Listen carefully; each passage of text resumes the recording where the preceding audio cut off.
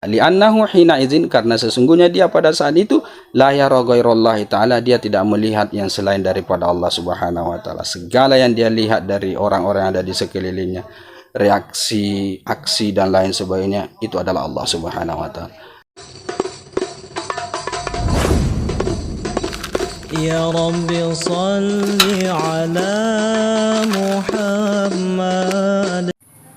Assalamualaikum warahmatullahi ta'ala wabarakatuh. Alhamdulillah wassalatu wassalamu ala rasulillah wa ala alihi wa sahbihi wa mawala wa ba'du. Subhanaka la ilma lana illa ma'allamtana innaka antal alimul hakim wa tub alaina innaka antat tawwabur rahim. Rabbi syrah li sadri wa yassir li amri wahlul 'uqdatam min lisani yafqahu qawli. Rabbi yassir wa la tu'assir, Rabbi tammim bi khair. Baik ahbabana fillah, Bapak Ibu sekalian, juga rekan santri di mana saja berada, kembali kita melanjutkan kajian Al-Hikam kita. Kali ini kita sudah berada pada hikmah yang ke-12. Baik, langsung saja. Ila anqalal musannifu rahimahullahu ta'ala wa nafa'ana bilumihi wa barakatihi fid dharaini amin. Al-hikmatus saniyata asyarah, hikmah yang ke-12. Nah, qala al-imam Ibnu Athaillah As-Sakandari rahimahullahu ta'ala, ma nafa'al qalba syai'um mislu uzlatin yadkhulu biha maidana fikratin. Ya, ma nafa'al qalba, ya, tiadalah memberi manfaat kepada hati itu syai'un sesuatu, mislu seperti memberi manfaatnya uzlatin, uzlah yang menjauhkan diri dari keramaian, yadkhulu biha yang mana ia masuk biha dengan uzlah tersebut maidana fikratin kepada medan pemikiran atau pada medan renungan. Nah, jadi kata Imam Ibnu Athaillah As-Sakandari rahimahullahu ta'ala bahwa ya tidak ada sesuatu yang lebih bermanfaat kepada hati, ya, seperti uzlah, ya. Dalam hal ini adalah menjauhkan diri dari keramaian. Nah, yang dengan uzlah tersebut ya kita kemudian masuk kepada medan pikiran kita. Nah, itulah sesuatu yang paling bermanfaat bagi hati kita itu, kata beliau. Nah, seperti apa syarahan daripada Al-Imam Asy-Syarqawi, kita baca ya.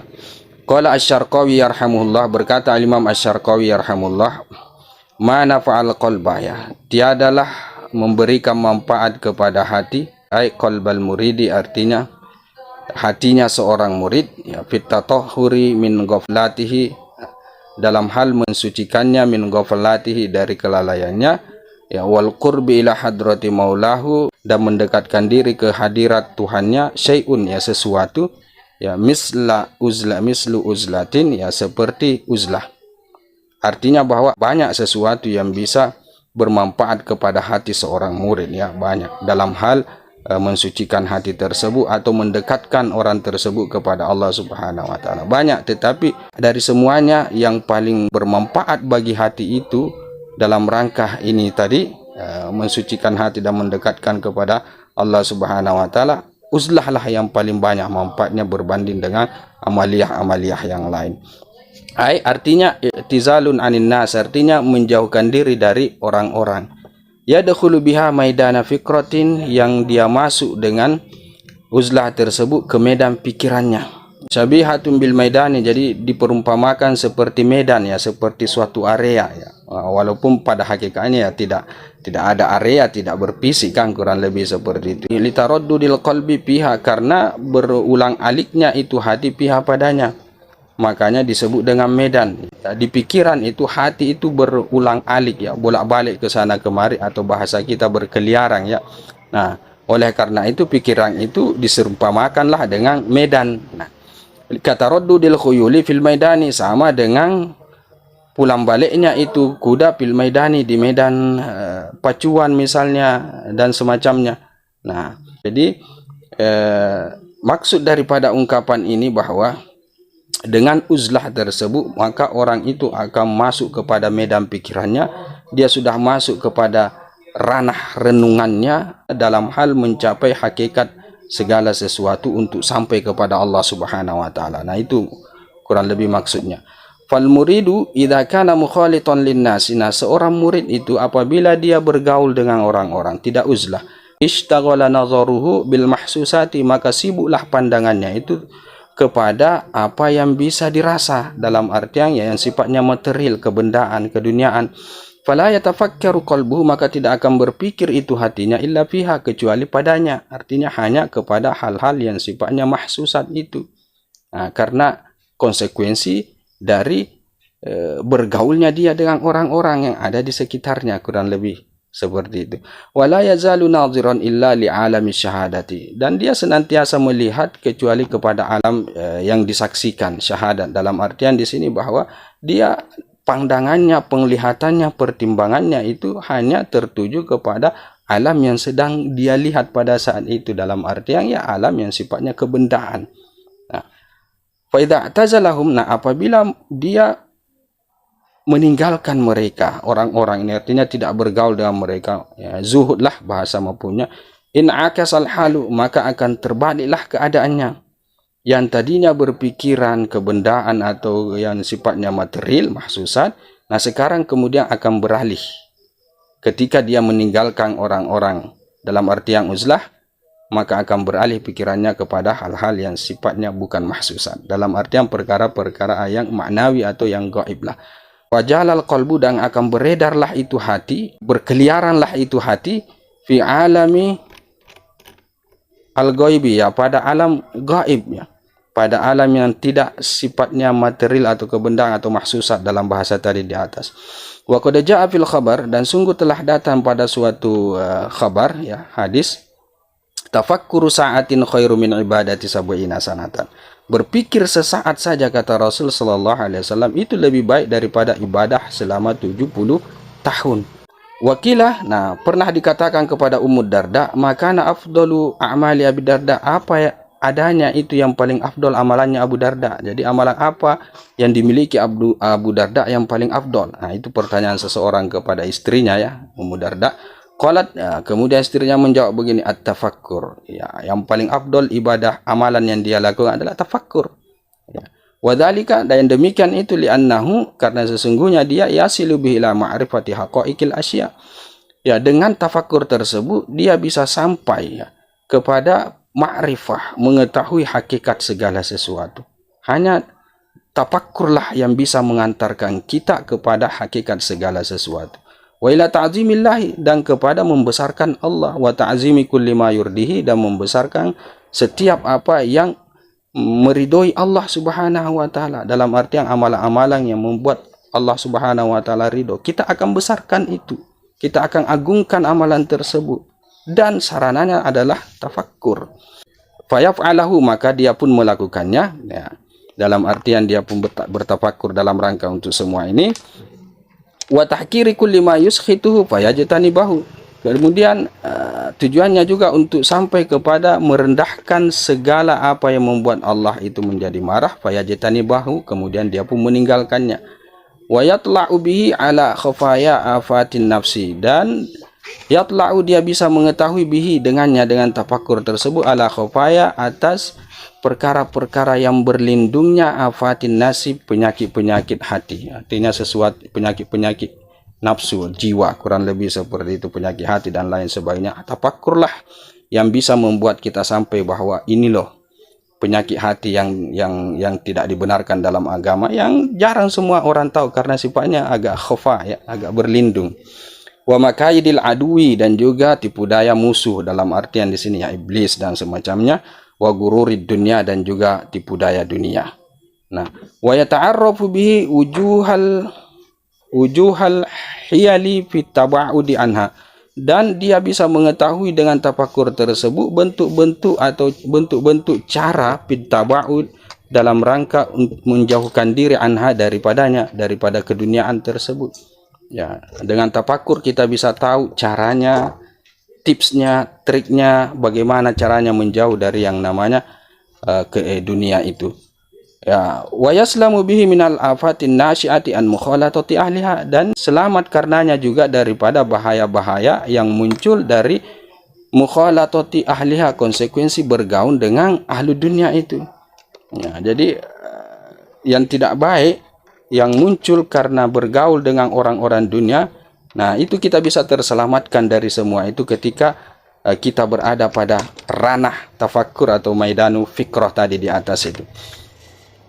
Wabil uzlati al-madhkurati, nah dengan uzlah yang sudah disebutkan tadi di atas, yahsulu at-tamarrunu alal khulwati, maka hasillah pembiasaan diri untuk senantiasa khulwat, allati yang mana itu artinya khulwat tersebut hiya ahadu arkanit tariqil arba'ati bin nisbati lil muridin, dia salah satu yang termasuk rukun daripada jalan yang 4, ya tariqah yang 4 atau jalan yang 4, yang biasa kita kenal dalam orang-orang yang suluk, istilah mereka ya.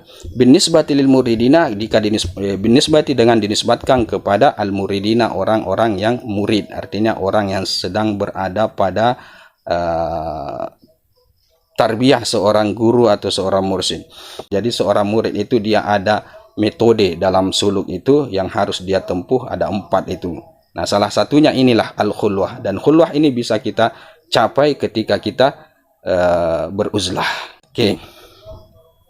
Wabaki ada yang sisanya, ya sisa daripada rukun thariqah itu yang 4 itu, ya artinya yang kedua ada yang as-sumtu, perbanyak diam, wal ju'u, kemudian banyak lapar, was-saharu, dan banyak begadang berzikir kepada Allah.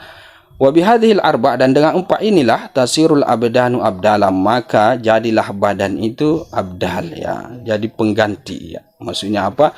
Maksudnya badan kemudian ini ya bukan lagi sesuatu yang menjadi inti, tetapi dia hanyalah sarana, kurang lebih seperti itu. Ya, wa hadza kulluhu fi haqqil muridina. Ini semuanya tadi, ini metode tadi di atas, yang mana uzlah yang harus ditekankan, karena itu yang bisa membuat kita kemudian bebas dalam area fikrah kita, pikiran kita, hati kita lebih terfokus, terorientasi kepada hal-hal yang sifatnya non material. Nah, ini semua kata beliau fi haqqil muridi alladzi salaka bi nafsihi, ini pada haknya atau terkait dengan seorang murid, ya, alladzi salaka, yang mana dia suluk binafsi, dengan sendirinya, artinya inisiatif dia sendiri untuk melakukan suluk, maka sepatutnya dia harus uzlah. Nah, kurang lebih seperti itu. Fa in kana tahta tarbiyati syekhin, tapi jika adanya dia di bawah didikan seorang syekh, seorang mursyid, fala budda min mukhalatatihi, maka tidak boleh tidak dia harus bergaul dengan mursyidnya, wa mukhalatatil ikhwanil ladzina yu'inunahu ala suluki tariqi, dan bergaul dengan ikhwan, dengan kawan-kawan, ya, alladzina, yang mana mereka itu yu'inunahu, membantu dia ala suluki tariqi, dalam suluknya di jalan menuju Allah Subhanahu wa taala itu.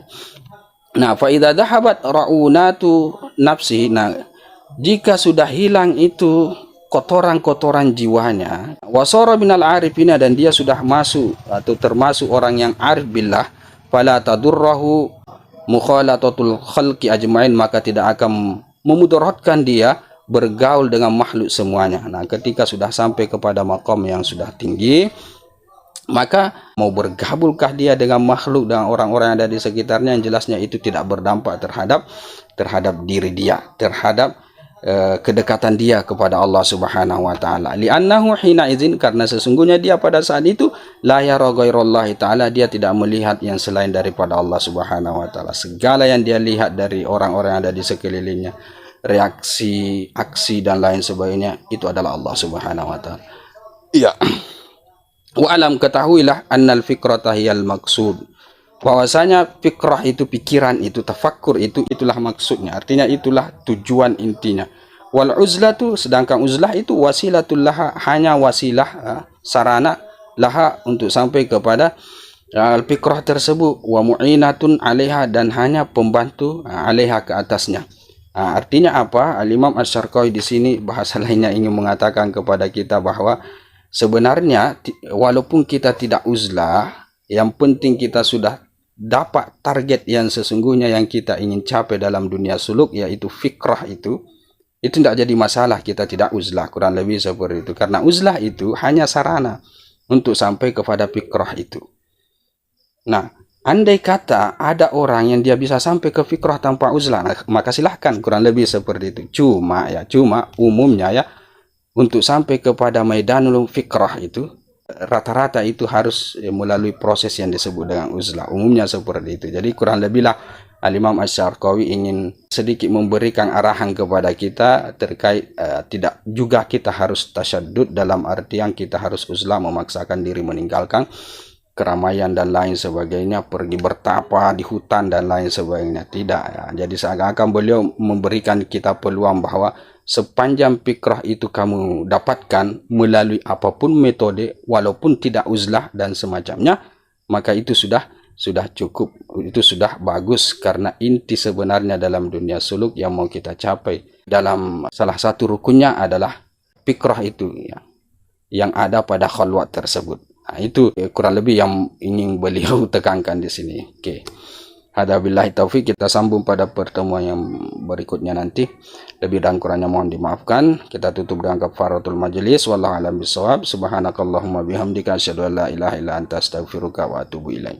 Assalamualaikum warahmatullahi taala wabarakatuh. Ya Rabbi salli alaihi wa sallim.